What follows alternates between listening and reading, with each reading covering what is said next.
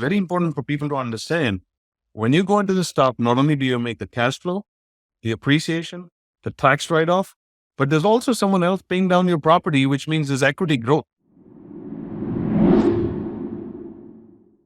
Hi, folks. Welcome back to the Immigrant Doctor podcast. I have with me Karan again. And, we were talking about short-term rentals and how he got started in the short-term rental space. Again, just a friendly reminder that we're not giving any investment advice. We're not, CPAs. We're not investment advisors. We're not financial advisors. We're not lawyers. So it's just two friends having a conversation about something that might bring value to you, some information that you can gather from this. So I have with me Karan, who's back with me to talk about his journey. And I think on this part of the short-term rental episodes that I'm doing, we're going to talk about how he went from his first to what he's doing now, and how has his evolution been in this space. So Karan, we were talking about, where you started with one, and now you've kind of scaled to managing 9 doors. So let's just step back a little bit and kind of give a sense of your timeline of how things started for you and how many years or months it's taken for you to get to where you are now. So if you go technically, I started my journey with real estate. Well, I'm not going to leave out the one property that I rented out when I moved down to Texas from New Jersey. Forget that. That was, that wasn't an intentional thing. Right? I just rented it out because I had. My first property that I invested in truly as an investor was actually January 2021. Oh, wow. So we are about 2 years. Not very far, not far away, not long ago. It was just 2 years ago. Yeah. So about 26 months in the moment. It has been a crazy journey, but the best part about it is, as long as you have the conviction and the mindset and the guidance, you can actually move through this process pretty quick. And again, just so folks know here and understand, things might have been a little different back then with the economy and with the way the market was, with the way the financing worked. Because I was able to acquire my first 2 properties. I had enough money to put a down payment on 2 properties. And when I got my first short-term rental, luckily for me, it was somewhat turnkey. It was already set up, because from my prior experience, the deal that on 38 that I didn't get, I already knew what systems to use, what processes to use. So I was able to get those set up and running really quick. And the benefit of that was basically I had self-taught myself for almost 2 years, right? In the last 2 years, I knew about it. And I immediately turned on, got those systems and processes in place. And the direct result of that was that within the first week of going live, I remember I booked like $17,000 worth of revenue. Wow. But I think it's important to understand your journey actually started in 2019 when you lost that deal, right? It was 2 years before. That's exactly right. Right. So it took 2 years for you to kind of understand how this space operates. And I think that's sort of similar to what I felt when I got into this space. Even though I had great mentors, it takes a while to kind of grasp the concept. It's like learning something new. It's completely new, completely different. And it's okay. It's okay to be overwhelmed with whatever's going on.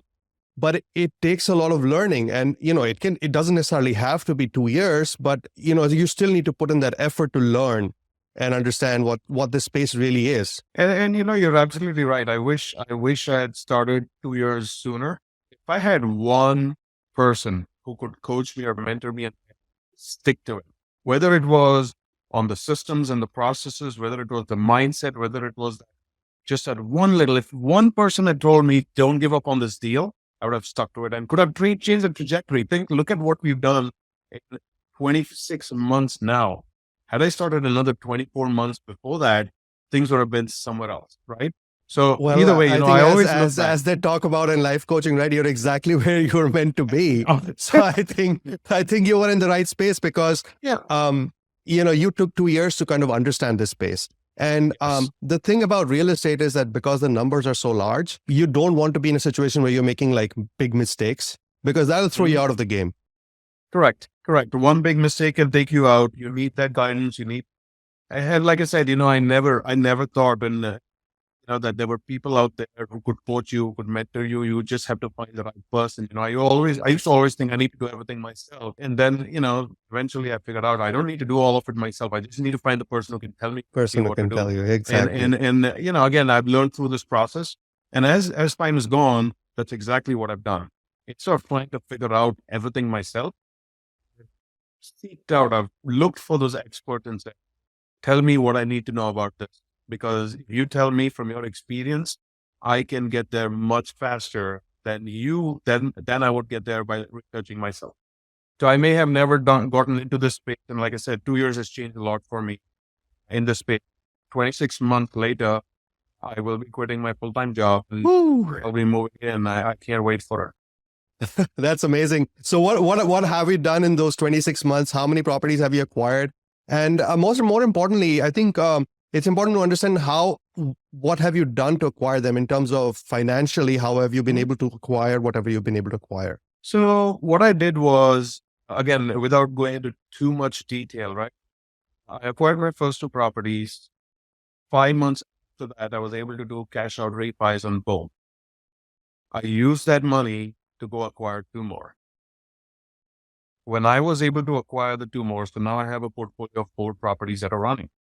So I took all the cash flow from those properties in the first year, and I went and bought 4 more in the second year.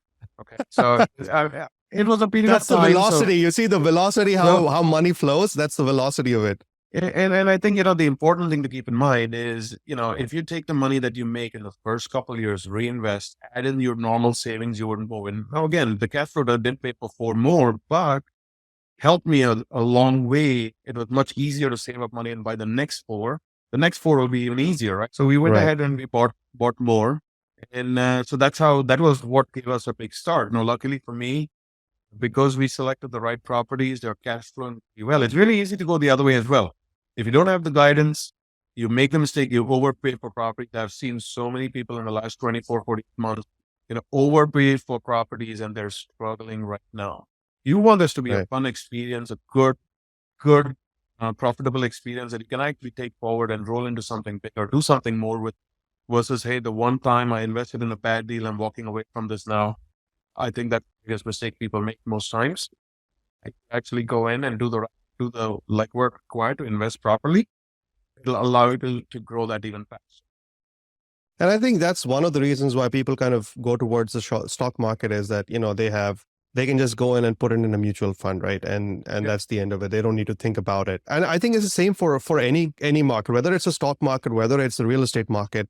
If you know what you're doing, it's really it can give you a lot of benefits and you can make good money even in the stock market. Certainly mutual funds will not give you the returns that you would probably get from real estate. And similarly, if you're investing the right way in stock market, you will probably get higher returns than you would if you just put your money in a 401k or a IRA or whatever, right?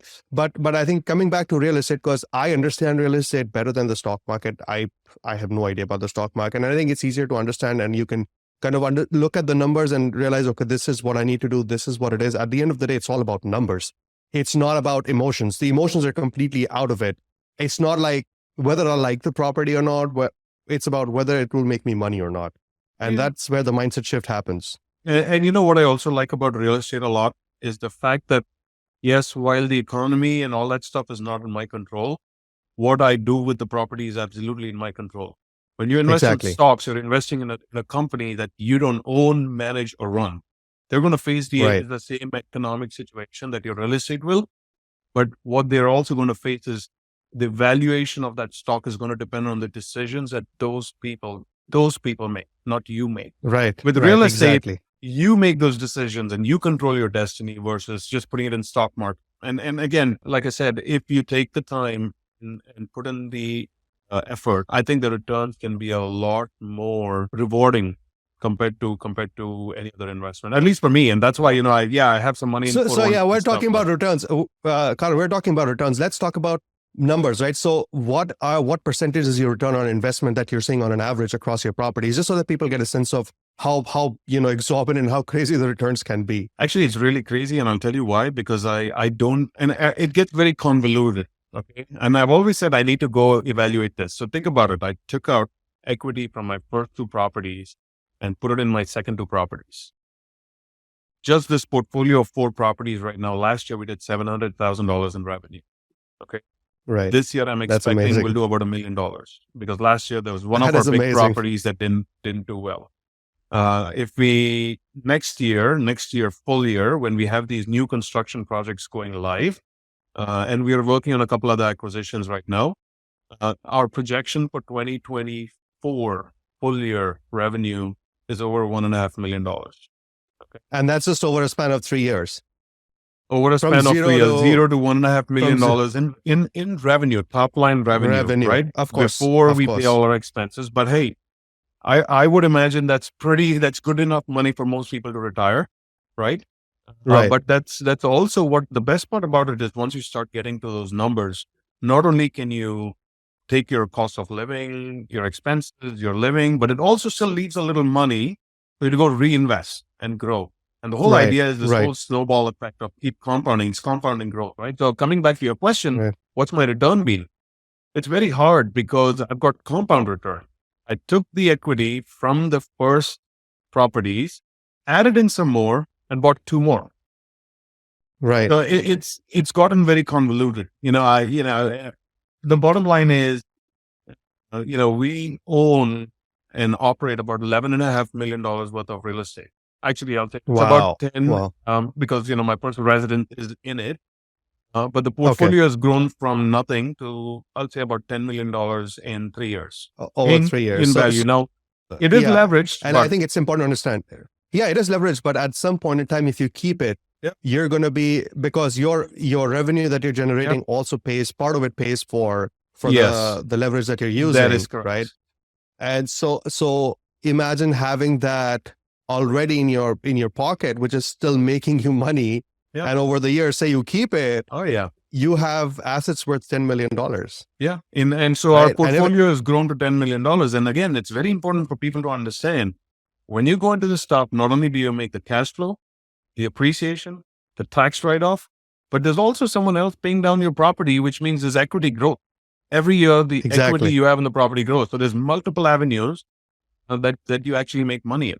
So your real estate is what I'd call a wealth accelerator versus, I'll say, an income stream. It's not an income stream. You want an income stream, go get the second job, right? But if you want to accelerate your wealth building, then you go into real estate or things like that.